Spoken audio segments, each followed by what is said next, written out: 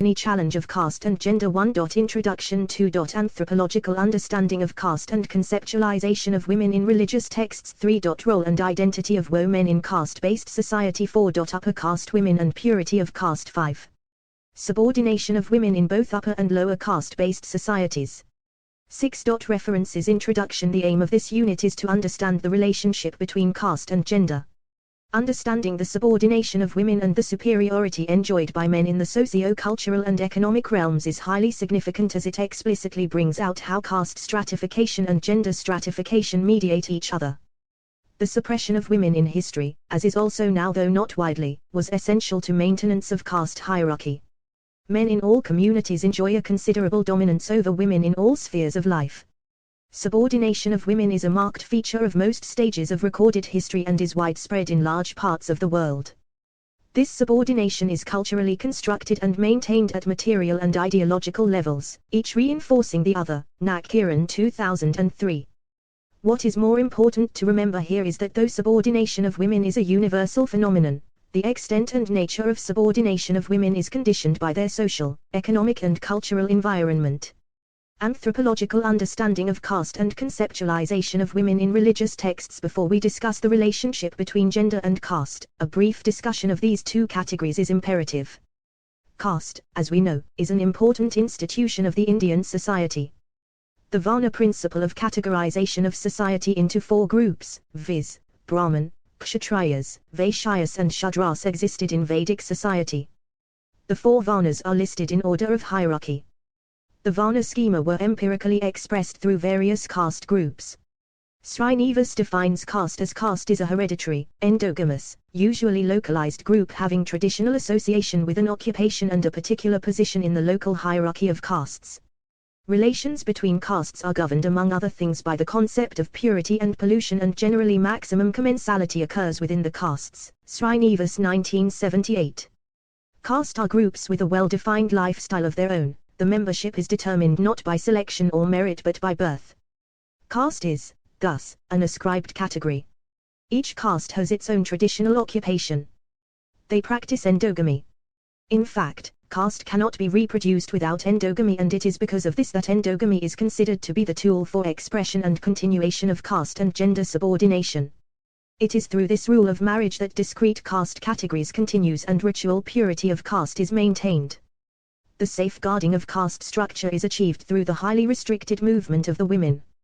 Women are regarded as gateways, literally points of entrance into the caste system. Thus, the purity of the caste can be ensured through closely guarding women who form the pivot for the whole structure.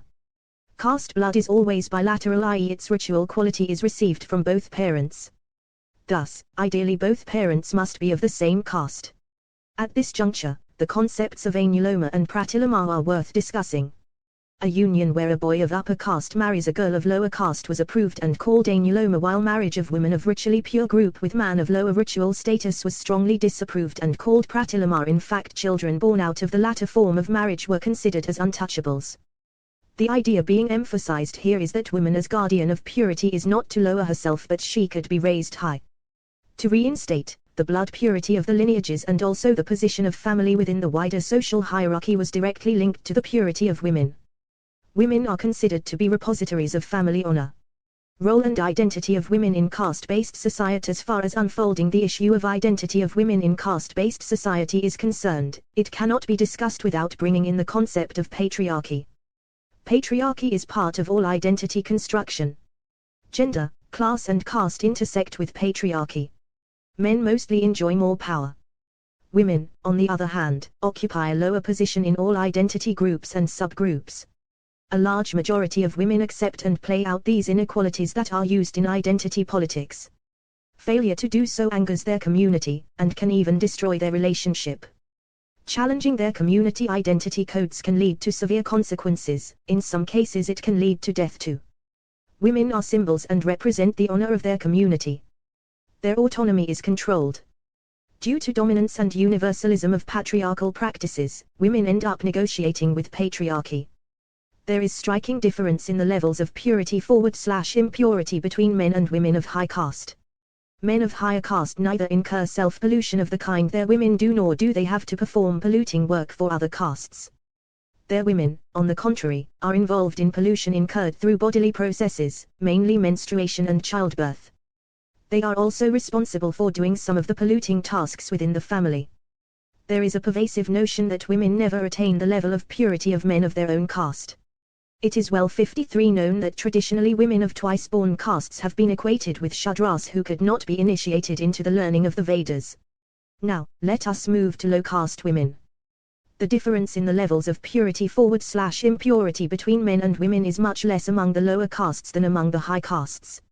Low-class women, apart from self-pollution, also deal with others' pollution through occupational activities such as midwifery, disposal of dirt, the washing of dirty clothes, and many other services.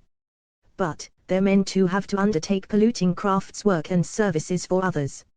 Among these castes, women's substantial contribution to the process of earning a livelihood along with sharing of impure tasks by both men and women makes the gender division less unequal.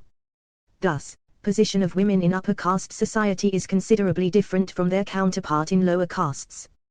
The higher the location in the caste hierarchy, the greater are the control on women. Upper caste women and purity of caste. The purity of caste is contingent upon the purity of women. The central idea is that purity of caste can be ensured by closely guarding women who constitute the pivot for the entire structure. Women are repositories of family honor.